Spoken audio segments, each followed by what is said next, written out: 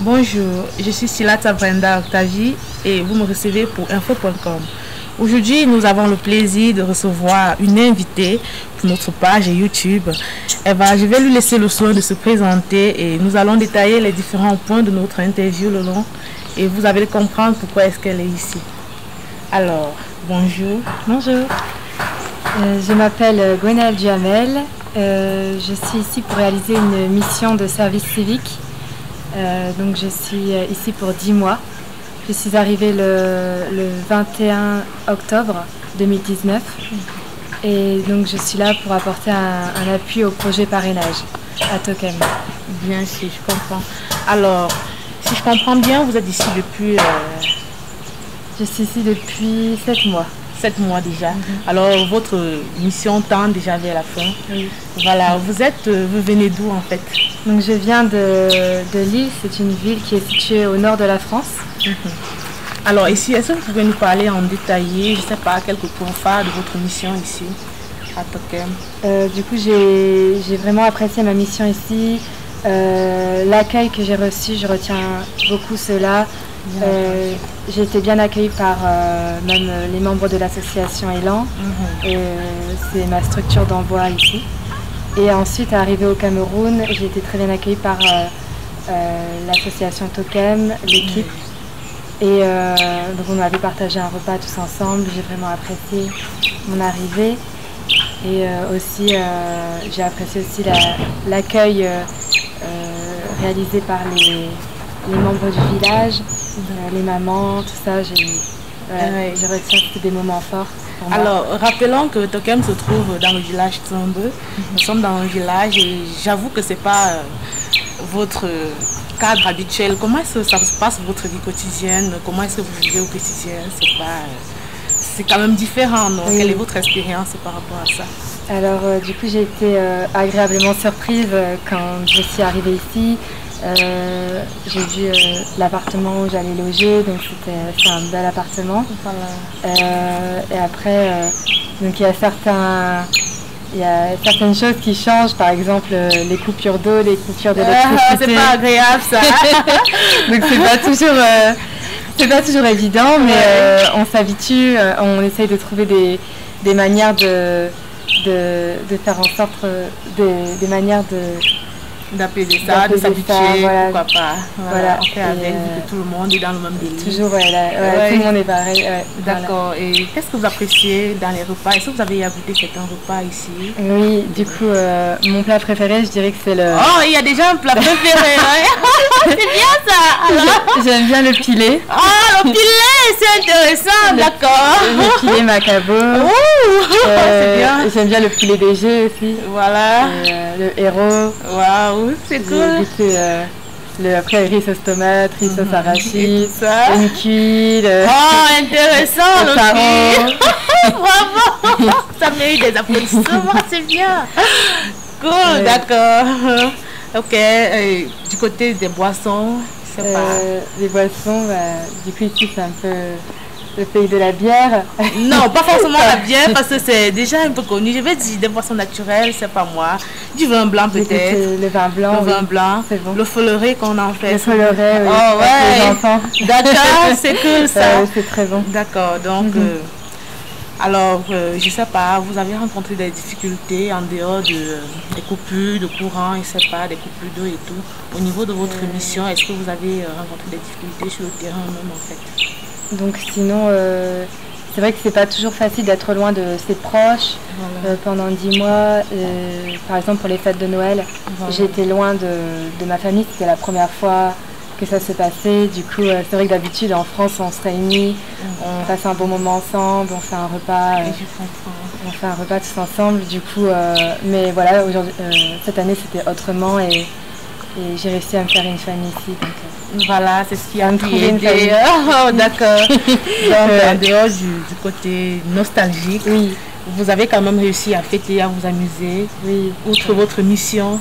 Et là, auprès des enfants, je ne sais pas, des autres personnes, des grandes personnes ou bien de vos collègues dans le centre, est-ce qu'il y a cette harmonie? Est-ce qu'il y a... Parce qu'il s'agit de la rencontre de cultures quand même. Est-ce que vous parvenez à adhérer aux autres, aux différents points qui se trouvent ici? Alors ici, je trouve que les enfants sont très différents des enfants, des petits enfants en France. Voilà. C'est pas, voilà, donc ils n'ont pas la même éducation. C'est vrai que ici les enfants rencontrent parfois des problématiques de vie difficiles qu'ils font qu'ils deviennent débrouillards très tôt et ils prennent des initiatives, rendent des services. Ils sont très éveillés, je trouve, et ils ont une forte personnalité souvent. Et je les trouve très attachants. Ils sont toujours partants pour de nouvelles activités, que ce soit des activités créatives, des activités culturelles et des activités sportives. Et du coup, voilà, donc ils vont beaucoup me manquer quand je partirai. Ouais, c'est sûr. Et ensuite, oui, j'ai été, comme je disais, bien accueillie par l'équipe. Ça va, ça se passe bien. Donc c'est vrai qu'il y a des choses qui diffèrent par rapport à notre culture. Bien sûr. C'est vrai qu'en France, on a tendance à faire les choses bien planifiées, de planifier en fonction de l'heure, respecter les horaires, tout ça. Voilà. Ici, il y a souvent des glissements d'horaires. Ça manque pas. Disons que c'est une signature camerounaise, quoi. Ouais. Bon, vous avez réussi quand même à vous y faire, à vous adapter et tout. C'est très bien. Ouais. C'est bien. Alors, en dehors de ce centre touristique, est-ce que vous avez déjà été dans d'autres centres, je ne sais pas, au Cameroun? Oui, j'ai été dans d'autres centres. J'ai visité la région du littoral. J'ai été à Kribi, à Douala. J'ai été aussi donc à Fumban, Bafoussam, Batoufam. Et du coup ici, ouais, donc ça c'était plus pendant mes temps libres, le week-end ou pendant mes congés, parce que mes parents sont venus me rendre visite. Ah d'accord. Et du coup, on a pu visiter ensemble. C'était très bien. Alors j'imagine qu'au moment de rentrer en France, ça va être un peu difficile de vous séparer, puisque vous avez déjà fait une autre famille, une deuxième famille ici. Oui. Est-ce que vous n'appréhendez pas un peu ça, de ce côté nostalgique aussi, et puis le moment de quitter vos parents en France, c'est nostalgique, et maintenant quitter ceux-ci, ça va pas être un peu difficile? Si, du coup ça va être, ça va être compliqué de les quitter. Après, avec le temps. Ouais, je sais que j'étais ici pour 10 mois, donc du coup, j'essaye déjà de me faire un peu à l'idée. Je vais prendre un mois de plus ici pour visiter le pays et puis prendre le temps de dire au revoir à tout le monde. Et après, je sais que ce ne seront pas des adieux et je sais pas qu'il arrive. Au revoir. Voilà, ouais. Je reviendrai. Donc, après la mission de 10 mois, vous allez prendre un mois de plus. Voilà. Ok, c'est cool, c'est cool, ouais. D'accord. Alors le départ est prévu pour quel mois exactement? Du coup, fin août. Ah, fin août. Alors, d'accord. Bon, encore navré que la pandémie du coronavirus soit venue gâcher vos vacances. Je vais appeler ça comme ça. Mais c'est comme ça partout dans le monde et j'imagine que vous vous êtes habitué à vivre avec en fait. Ça n'a pas été trop compliqué. On est au village aussi. Du coup, par rapport à ma mission, il y a certaines choses qui ont changé. Par exemple, c'est vrai que je travaillais avec les enfants à l'école. Voilà. Et du coup, le fait de fermer les écoles, ça a bouleversé un peu la petite routine qui s'était mise en place. Voilà. Mais du coup, après, ça a été l'occasion de faire un point sur les futurs projets à mettre en place pour la rentrée en septembre pour l'école. Bien sûr. Et après, donc, discuter par rapport au projet, l'évolution du projet, parrainage. Du coup, bon, c'était certes c'est un peu compliqué. C'est vrai que maintenant, il y a eu le couvre-feu qui a été mis en place. Voilà.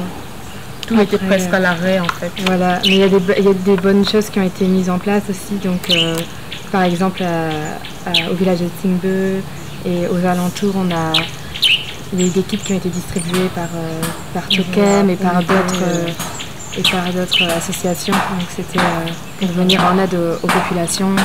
Donc, les kits de lavage de mains, les masques. Donc, j'ai trouvé que c'est une belle action. Oui, on aide les populations à survenir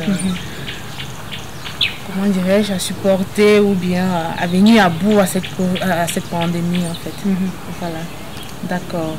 Je crois qu'on a fait le tour de nos différentes préoccupations. À moins que tu veuilles ajouter quelque chose, je sais pas. Non, juste j'ai été très heureuse de venir travailler ici, de réaliser ma mission de 10 mois au village de Tingbe et aussi de vivre ici 1 an, c'était vraiment une chance. Ouais. Et donc je remercie tout le monde pour cela. Ouais. Ok, une chance, elle a dit. Alors, on est arrivé à la fin de notre petite interview. J'espère que vous avez aimé. On attend Gwen pour une prochaine rencontre. J'espère qu'elle viendra la prochaine fois nous rendre visite. D'ici là, portez-vous bien. C'était Silata Léa pour info.com. Ciao.